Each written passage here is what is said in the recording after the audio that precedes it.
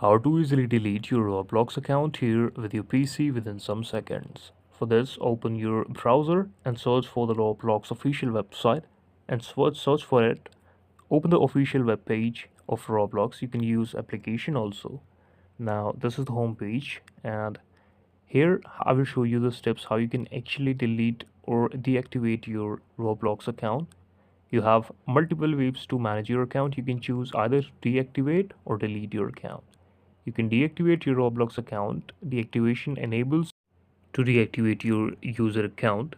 You can go to your Roblox privacy and private setting and select the deactivating option under the deactivation and deletion tab.